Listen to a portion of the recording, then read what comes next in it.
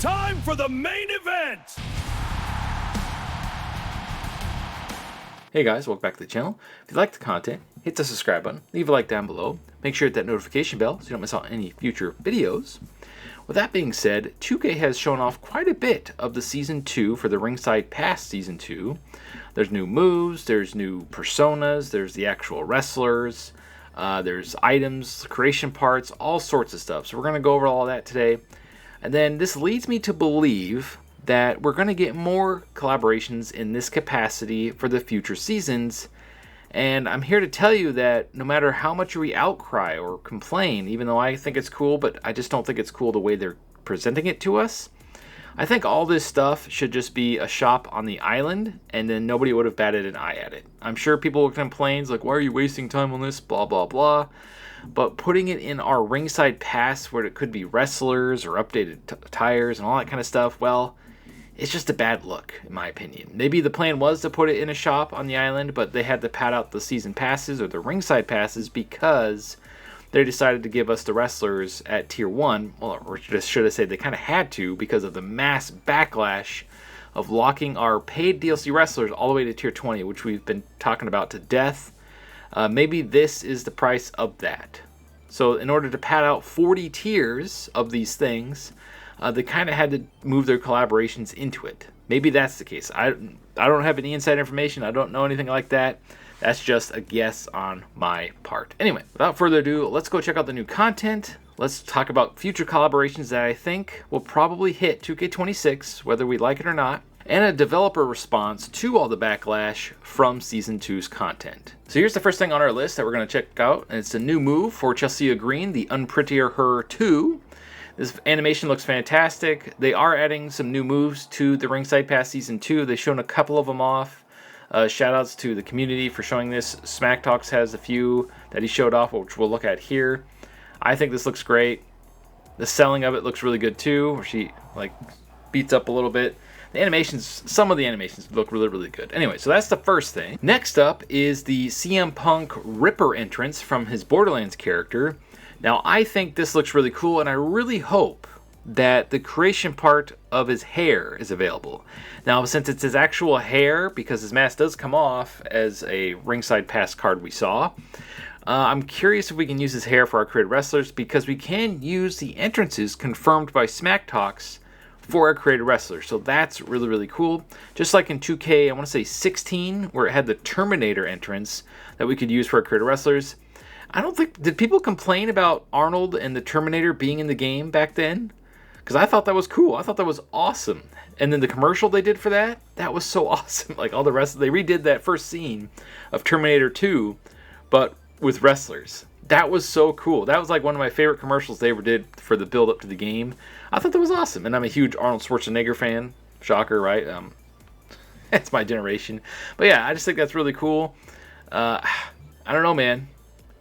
I don't know. I just hope we can use these parts for our created wrestlers. If that's the case, then I hope you guys are like, this is awesome. But I understand the way they're presenting it to us, like I keep saying, I keep repeating that over and over and over again because I want you guys to understand I'm cool with this content, but I'm not cool with them putting it in the Ringside Pass. I've said that in my last video. I just want to make sure I'm clear on that because people mishear and be yelling at me in the comments. All right, on to the next thing. Next up is a clothing line, Ripple Junction, coming to the Ringside Pass Season 2. Now this is something I could absolutely care less about. To me, this is a huge waste of time, and why anybody would get excited over this it baffles me. It's literally just t-shirts with their logos on it, which anybody could do. I guess this way it doesn't take up your image slots, so I guess that's a plus. But personally, this content right here is such throwaway content. Oh, it has his little logo on it. Like, to me, this is what I would complain about. Like, who cares if you're wearing like a t-shirt from the WWEshop.com in the game? Do you want to be a wrestler in the game, or do you want to be a fan in the game? Like that's my thing. Like, why would you want to wear their, like, I'm the world's biggest, are you trying to do the Mickie James storyline where she's a super Trish fan and she wants to fight her and all that kind of stuff? But I don't know. You guys do you. To me, this is a waste of content, but they had to pad it out somehow. So to me, this is what everybody should be getting outraged over, not not the Borderlands content. As stated earlier by Smack Talks, he confirmed that we can use the cool entrance from Rhea Ripley and the Borderlands personas as our entrance, so that's really cool. We'll check out the entrance here in a second. I just wanted to show you the image of our created wrestler on here. Shoutouts to Smack Talks. He says the bass drop is coming to the Ringside Pass Season 2 premium track. We'll check out the move here. It's a top rope move when they're facing away from you. And boom, that's pretty cool. And we're now down to the Rhea Ripley entrance. Man, I'm going to have to edit the crap out of this video. This is pretty cool, and confirmed by Smack Talks, you can use this created entrance for any of your created wrestlers. Or, I mean, you can use this entrance for your created wrestlers, is what I'm trying to say. So, that's really good news. I might use the CM Punk Ripper version for my created wrestler, my main guy. And I might use this for my main female villain. She's supposed to be the world's tallest woman ever. I just maxed her out. She's like 7'4". She's a female giant, and she looks really cool. She's kind of like Kane, like an evil Kane type of person, like that type of gimmick, like Papa Shango, Kane. You know, the dark gimmick, like the Fiend. You know, stuff like that. Stuff they tried to do with the Wyatt Six, and it's just, to me, they just booked him to oblivion, and I don't think anybody really cares about the Wyatt Six anymore. I mean, where the heck have they been? They gave him back the lantern, and have they been on TV for the last couple weeks? Talk about mismanaging. They had one of the greatest debuts ever, and then they just totally squandered it. It's like, oh, I guess that happens when you have so many people in a faction, and you have no idea what to do with them. Even the MFTs, man. Whew. But yeah, I think this looks cool. They should have had her, like, walk all the way to the ring with that thing. And then, like, smash the ring. I don't know. Just something different. Alright, so here is a close look at Becky Lynch's Firehawk persona from Borderlands. If you don't know who the Firehawk is in Borderlands, if you haven't played the games, her name is Lilith in the game. She's been there since the very first game back on the PS3 and Xbox 360. She's essentially the main character in the franchise. You can only play as her, I think, in the first game, and then an extra DLC content in the second game. But anyway, she's so powerful now. She's like the most powerful hero in the franchise, and she came back in the fourth game in a big way. I mean, if you're a Borderlands fan, you've already played the game. If not, sorry, spoilers. But yeah, so it's really cool seeing Becky Lynch. In fact, it makes me actually baffled why Becky Lynch wasn't cast as her in the movie. Alright, like I said at the beginning of the video, not all hope is lost unless these things are locked in with deals in place and everything. Since the first collaboration is Borderlands, something they own, they don't have to have any deals or anything like that in the contracts. But future deals, future collaborations, if those are locked in, we might be SOL. And we'll go over that here in a second. But first, Cornell Gunther responded to people talking about all this stuff. And he says, it's all good. Feedback regarding Season 2 was definitely, all capitals, communicated and received. Thanks for your suggestions as well. So they are very aware of all the backlash. Obviously, they're not like living under a rock. I don't think it's the devs' fault. I think it's the higher-ups, the suits that are making these decisions. Oh yeah, we'll put Borderlands content. We'll do cross-promotion. That'll work. It's just like Fortnite. It's like they're clueless. As promised, I stated that there's probably going to be more collaborations in the future seasons, like Season 3, 4, 5, 6. And here are the two that I think will absolutely happen, mainly because they're probably locked in and because 2K and WWE have partnerships with both of these entities. Now, the first one is going to be Street Fighter, mainly because Cody Rhodes and Roman Reigns are in the Street Fighter movie as pretty much some of the main characters in the franchise. Cody Rhodes is Guile, Colonel Guile, and if you've played Street Fighter, you know who it is, the dude with the cool hair and everything. Sonic Boom.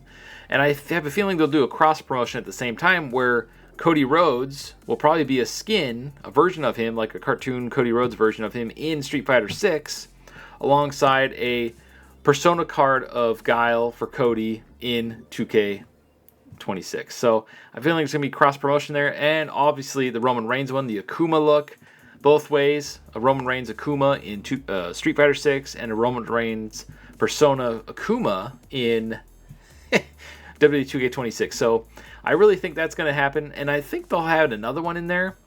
Even though they're not a wrestler, I could see something like Chun-Li or Kami in there. They might have Asuka be Chun-Li or Kairi Sane.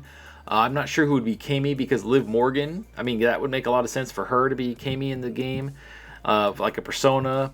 Or, they'll do a lady and then 2 dudes. That seems to be the consensus here with all these. So those are my pitches for what will probably happen with Persona cards going forward. Those ones actually sound really, really cool because Street Fighter is a very famed franchise, and those 3 skins would look awesome in the game. Hopefully you could use them for created wrestlers because that would be awesome, especially if you could use Guile's hair. That would be so cool. But having Guile's suit, Akuma's suit, that'd be cool because then people that make created wrestlers could make all the Street Fighter characters, especially if we can colorize the suit, because in those old games, they all pretty much, Ryu, Ken, Den, all of them have that same gi. So why not? Now the next collaboration I think is going to happen involves something to do with Netflix, and I hope to God it's not Stranger Things. If they are going to do a collaboration with Netflix, I could see it being One Piece because they're really, really trying to push that show and that franchise. And after the super successful first season, the second season wasn't as good, mainly because that story arc that they covered in that, I think, is one of the weakest. But everything after that story arc in the anime is really, really good. Yes, I'm a One Piece fan. Shocker. I'm like 300 episodes behind of where they're at right now. But anyway, so if they're going to do Persona cards, I don't know which wrestlers would be these 3 characters. I'm going to say Luffy, the guy with the straw hat, if you're not familiar with One Piece. Nami, their navigator, the gal with the orange hair.